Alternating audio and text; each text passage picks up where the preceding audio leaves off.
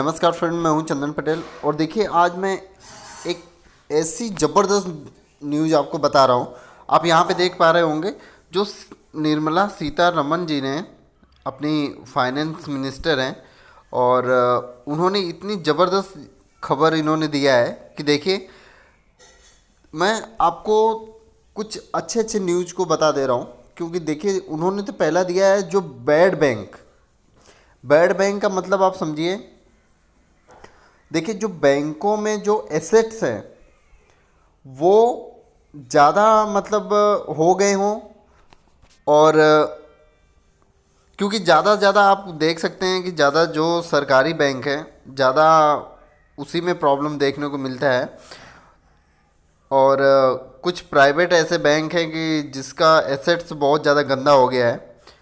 तो उसको क्या करना है कि उसको समझ लीजिए ये बैड बैंक इसीलिए बनाया जाता है कि अगर किसी भी कंपनी मतलब किसी भी बैंक का अगर एसेट्स बहुत ज़्यादा पुराना है तो उसको ये क्या करते हैं, ये खरीदते हैं। तो खरीदने के बाद ये क्या करते हैं, खरीद के वो एसेट्स को वो सॉल्व करवाते हैं और कि किसी भी बैंक से अगर वो खरीदते हैं एसेट्स तो कम दाम पे खरीदते हैं और कम दाम पे खरीदने के बाद ये क्या करते हैं, ये खुद से सॉल्व करते हैं। मतलब किसी का ज़्यादा पैसा अटका हो या किसी का और कोई प्रॉब्लम हो तो उसको ये सॉल्व करते हैं, ठीक है। और देखिए जो दूसरा न्यूज़ है, इंश्योरेंस सेक्टर में जो एफडीआई हैं वो पहले 40% तक निवेश कर सकते थे और अभी क्या है कि अभी 74% यहाँ पे वो निवेश कर सकते हैं। इसीलिए इंश्योरेंस सेक्टर में बहुत भारी तेज़ी आपको देखने को मिल सकती है और बैंकों में भी बहुत भारी तेज़ी आपको देखने को मिल सकती है। और जो देखिए तीसरी जो न्यूज़ है ज़बरदस्त, यहाँ पे देखिए जो agri cess on petrol diesel है, तो यहाँ पे देखिए एग्री कैश जो पेट्रोल डीजल है कुछ इसका रेट बढ़ा मतलब उसमें लगाया गया है, वो कुछ एग्रीकल्चर के लिए पैसा जुटा सके, इसीलिए यहाँ पेट्रोल डीजल पे वो लगा रहे हैं, ठीक है।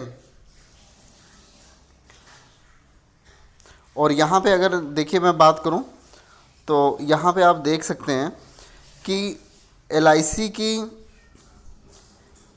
आईपीओ आ रहा है और एलआईसी का आईपीओ लगभग आपको 2000 जो फाइनेंशियल ईयर 2022 है, क्योंकि अभी देखिए फाइनेंशियल ईयर 2021 तो अभी जल्दी ही ख़त्म हो जाएगा, क्योंकि मार्च के बाद ख़त्म हो जाएगा और फिर उसके बाद एलआईसी का आईपीओ आपको फाइनेंशियल ईयर 2022 चालू हो जाएगा मार्च से, तो आपको जल्द ही देखने को मिल सकता है। निर्मला जी हैं वो ये चाहते हैं कि एलआईसी का आईपीओ ला के मार्केट में और वहाँ से कुछ पैसा जुटाया जाए। और अगर हम देखिए यहाँ पे बात कर लेते हैं दो पीएसयू बैंक वो प्राइवेट होंगे और यहाँ पे अभी कौन से बैंक हैं वो तो अभी कुछ क्लियर नहीं हुआ है, लेकिन मेरे को लगता है कि पहला बैंक तो आपको एसबीआई मिल जाएगा, स्टेट बैंक ऑफ इंडिया, ये शायद हो सके। क्योंकि देखिए यहाँ पे प्रॉब्लम क्या होती है कि जो सरकारी बैंक है ना वहाँ पे इतनी ज़्यादा प्रॉब्लम इसलिए होती है कि उस बैंकों में इतना ज़्यादा ध्यान नहीं हो पाता, इसीलिए इस दो बैंक को प्राइवेट कर रहे हैं। तो पहला तो मेरे नज़र में एसबीआई करेंगे शायद। देखिए मैं शायद बोल रहा हूँ, ये नहीं बोल रहा हूँ कि नहीं वही करेंगे, लेकिन आपको गेस करना चाहिए कि कौन सा बैंक हो सकता है सरकारी से प्राइवेट कौन सा बैंक हो सकता है कि जिस बैंक में ज़्यादा काम हो, ज़्यादा वर्क हो और ज़्यादा वहाँ पे पैसा हो। तो देखिए मेरा गेस है पहला तो स्टेट बैंक ऑफ इंडिया और दूसरा मेरे को भी ऐसा गेस नहीं हो रहा है कि कौन सा बैंक करेंगे।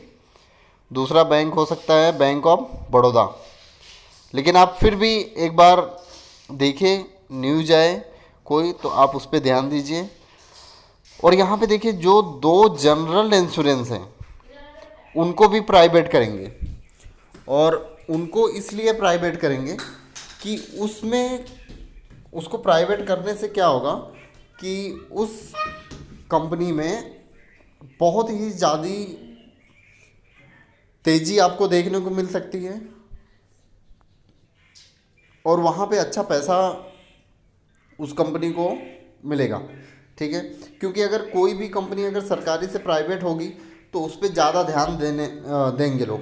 ठीक है, देखिए जो इंश्योरेंस की देखिए 2 ही कंपनी हैं, चाहे देखिए ये general insurance corporation of India ये हो सकती है, या तो ये होगी the new India insurance company limited, या ये कंपनी हो सकती है।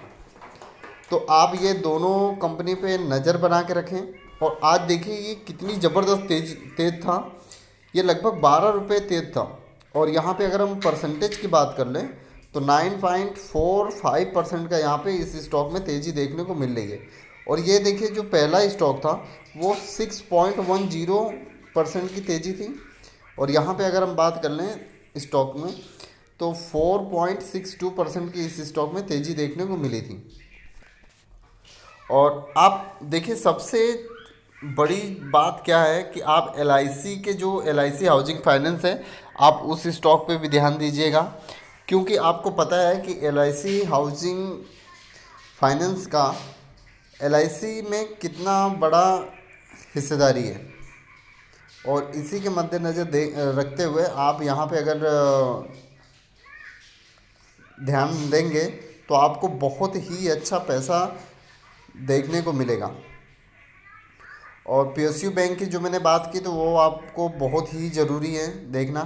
ठीक है, और यहाँ पे देखिए जो बैड बैंक हैं आप ज़्यादा ध्यान ऐसे बैंकों पे दीजिए कि जिसका NPS ज़्यादा ख़राब हो।